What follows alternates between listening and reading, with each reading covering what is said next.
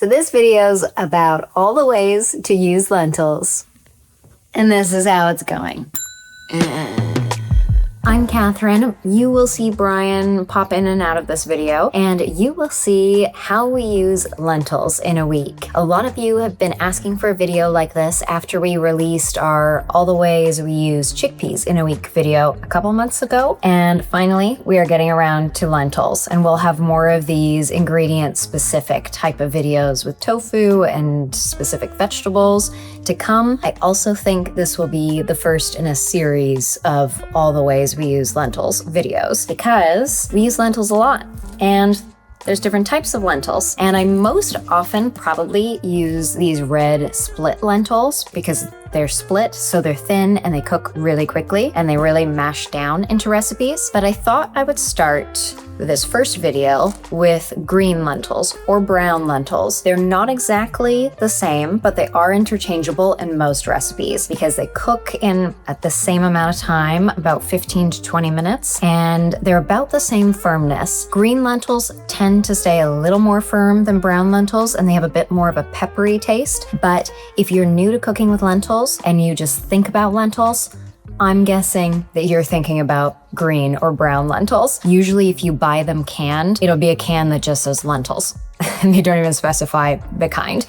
And this is probably what they are. So you can buy them dry in big bags at your grocery store or in bulk bins, or you can buy these ones canned. So if you're someone who's new to cooking with lentils and you don't have a lot of time to cook, then look for those canned options. But today I'm going to cook these from dry, and in this video I am going to show you how to just really simply cook lentils. But we're gonna dive right into something more intermediate and make a fun vegan lentil lasagna. Today we are going to my parents' house for a little birthday celebration for my dad and my brother, who have birthdays a few days apart, and we're having lasagna.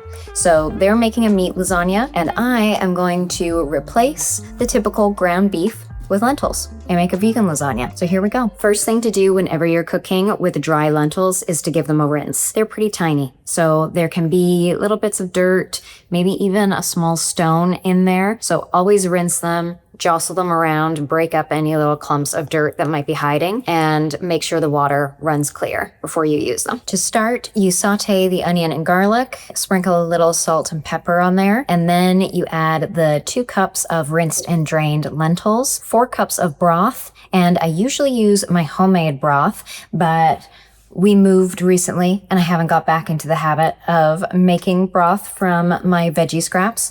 So I just used this Better Than Bouillon vegetable base, and it says to use 1 teaspoon per cup of water to make the broth. I always do half of that. So I just used 4 cups of water and 2 teaspoons of this bouillon paste, and I find that flavorful enough, but to each their own. And a bay leaf, and just bring that to a low boil and then reduce it to a simmer, cover it with the lid, and cook for 15 minutes until the lentils are mostly soft and have absorbed most of the water or broth. So while the lentils are cooking, I am going to make the cheese for this vegan lasagna. And typically lasagna has a bechamel plus some other cheese, like a ricotta, some shredded cheese. But for this vegan lasagna, this is tasty, thrifty, timely, I try to make this as simple plus delicious as possible. So instead of doing a bechamel plus my tofu ricotta or buying a store-bought shredded cheese, I just decided to make a bechamel-like cheesy sauce, but with blended silken tofu. It's super simple. Just blend silken tofu with some nutritional yeast, some salt, some garlic powder, and plant milk. And I don't even bring out my big blender. Just my immersion blender. Even with filming, I have 3 minutes to spare after making this to prep the next bit that's going into the lentils. After these have been cooking for 15 minutes, you can see that a lot of the water has been absorbed and the lentils are a lot more soft. So now it's time to add in some of those extra seasonings. Going into the lentils next is chipotle pepper and adobo sauce, which if you've seen my pantry videos, I talk about how I buy this canned and then I put the leftovers in a little jar in my fridge and they last forever. Get some of that good sauce in there. Some cumin, some smoked paprika, and some roasted sunflower seeds. ground up.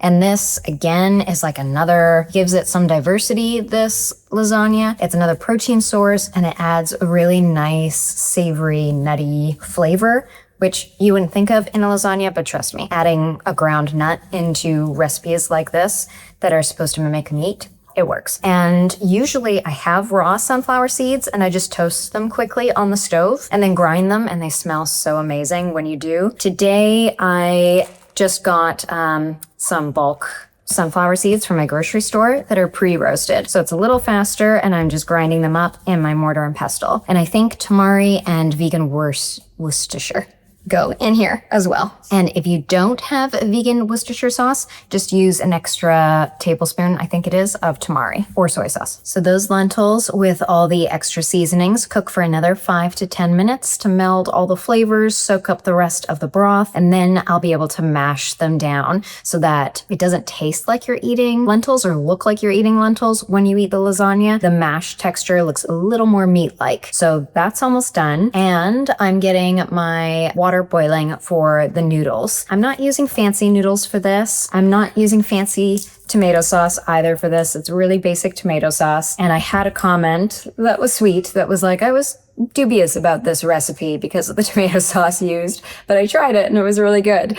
So I like to try my recipes with not the highest end ingredients and make sure they taste good like this. And then if you use really high end pasta and tomato sauce, then it's going to taste even better. So win-win. On the topic of the noodles, I used to always use the oven ready lasagna noodles because it just seems so much easier to not have to cook them and worry about them breaking. And you could just skip this step and just start compiling your lasagna. But when I was testing this recipe, the oven-ready noodles took a lot longer to bake. And even after an hour plus, a lot of the times they still weren't cooked through nicely enough. So I highly suggest just getting the regular lasagna noodles that aren't oven-ready and just cook them according to the package instructions. This one's 10 to 12 minutes for al dente, and it's been a lot less scary than I thought it was. They don't really break apart. I do add a tiny bit of oil to the cooking water to just help them not stick together, but that's not entirely necessary. And then I rinse them, I believe, with cold water so that I can handle them once they're done cooking. Lay them out in a single layer on baking trays, and then that way it's pretty foolproof. And you can start compiling your lasagna and not worry about your noodles breaking or sticking together. Okay, noodles are done. I've got everything ready to go now. The last thing to do to the lentil meat is to add some tomato sauce to it and get it more moist and nice. And then we're going to start layering this. All right. Ooh, the lasagna is done, but because I'm taking this to my parents, which are about an hour away, I've decided to just leave it like this, and I'm going to bake it there. So all that's left to do is for it to go in the oven for about 40 minutes to get nice and warm and gooey. Because everything's cooked, this is all stable now. You could prep it like this and just put it in the fridge and bake it a little later. You could probably freeze it at this point and then bake it from frozen, or you can fully bake it and then freeze it and just defrost it when you go to eat it. But I don't think I've ever done this and just waited about a couple hours and then put it in the oven. But that's what I'm going to do today. We'll see you at my parents'. What does that look like? It looks like lasagna. Our dining room table came yesterday. It feels so nice to sit at an actual table again and actual chairs. And I have a little bit of time before going back to work. I'm just on my lunch break. So I thought I'd do some food prep and show you how I cook lentils from scratch. And I should probably make a blog post for just how to cook lentils, just really simply. But what I do is I usually go to my festive lentils recipe, which is a nice little side dish for the holidays. If you just need another little protein source, another little filler, I just cook some lentils with star anise and it gives a bit of extra flavor. So whenever I'm simply cooking lentils, I reference this recipe, and it makes 4 cups of cooked lentils. So I'm going to make that, and I think I'm going to try something I've only done once before, but I really loved it when I did, and that's roasting lentils. They were a tasty snack and make a really good salad topper, and I'm trying to think of other ways that I can use them. I've really wanted to make like a snack mix with them, but I haven't quite figured out how to do that. So stay tuned. But I think I'm going to roast half of them. And with the other half, we just ran out of our regular chickpea hummus. So I'm going to make some of my lentil olive hummus, which is really tasty. To really simply cook these dry green or brown lentils, to yield 4 cups of cooked lentils, I use 1.5 cups or 285 grams of the dry lentils. Once again, remember to rinse them. And I combine that with 6 cups of cold water, a little bit of salt, which is optional, but gives them a little bit more flavor. I just bring that to a boil, reduce it to a simmer, cover with a lid, simmer for 15 to 20 minutes until the lentils are tender, and drain off that excess water. That's it. So it turns out I didn't have as much time as I thought I did. So I cooked the lentils and then I put them in the fridge for a day.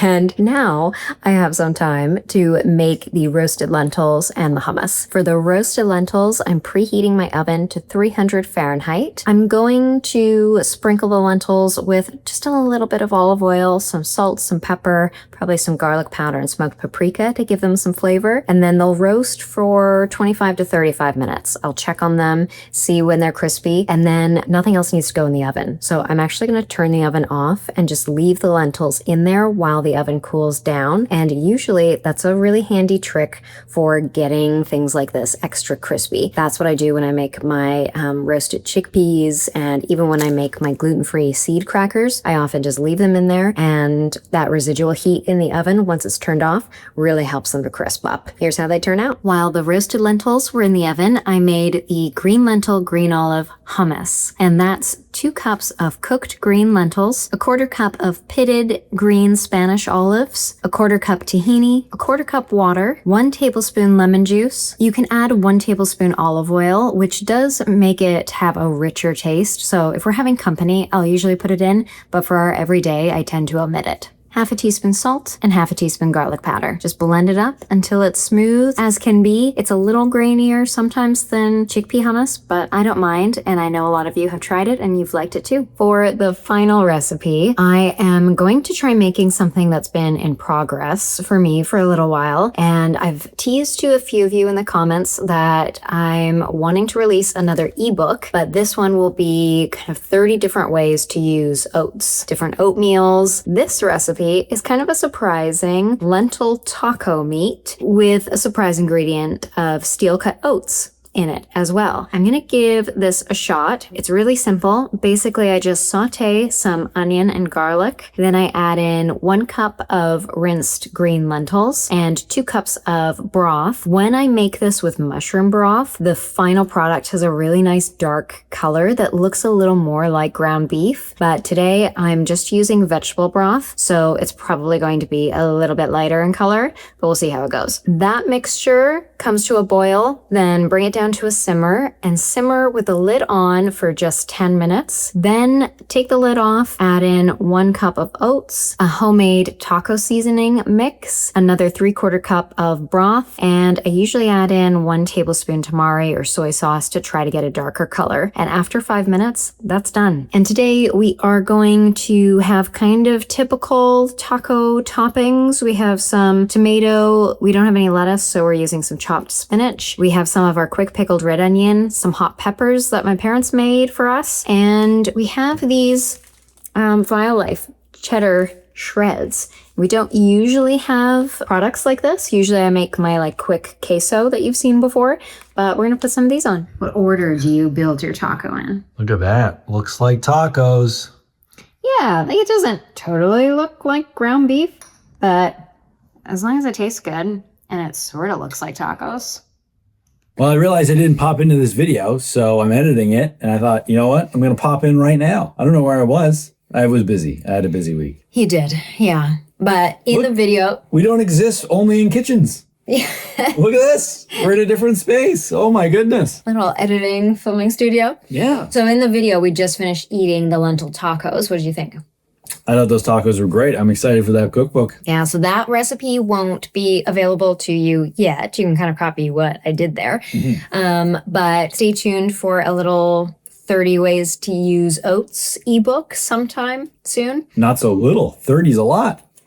Yeah, it'll be really fun. There's some great recipes in there. I was really hoping to get it done for this year, but We moved across the country again, and I didn't quite get there. Yeah. But in the meantime, if you're looking for sort of a ground round recipe, then check out our mushroom ground round on the blog. We haven't done a video for that one yet, but it's really delicious. It's not quite as thrifty as lentils and steel cutouts, but it's really good. We should do a video for it. We should. Maybe put it on like nachos or something. So like loaded nachos. Love it. So we're going to test out these roasted lentils, right? So these roasted lentils didn't get quite as crispy as they did last time for me. And I remembered that I think the last time I made them in the air fryer. So I'm going to test them out a little bit more, but also stay tuned on the blog for a recipe for those because it's really simple.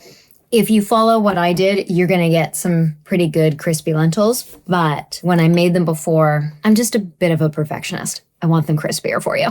So I'll test it some more and figure it out. They're tasty. Yeah, maybe they'll just be air fryer. Yeah, last time there was so much crunch. It was so satisfying. Yeah, they were really, really crunchy. So either they need to be cooked a little longer or air fryer. Couple more things I wanted to mention about lentils. Some of you will probably comment that if you cook them in broth, you'll get some more flavor out of them than cooking them in water if you're just really simply cooking lentils. So I totally agree. Great tip. And the other thing is that we eat lentils a lot, but even we can feel the effects of too many lentils.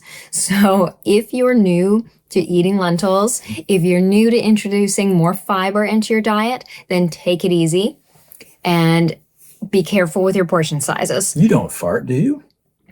No. Bryan. A lady does not fall. Anyways, you'll get a little tooty. You might have some stomach upset if you overdo it on the lentils. So take it easy. Slowly introduce them into your diet. Yeah. All right.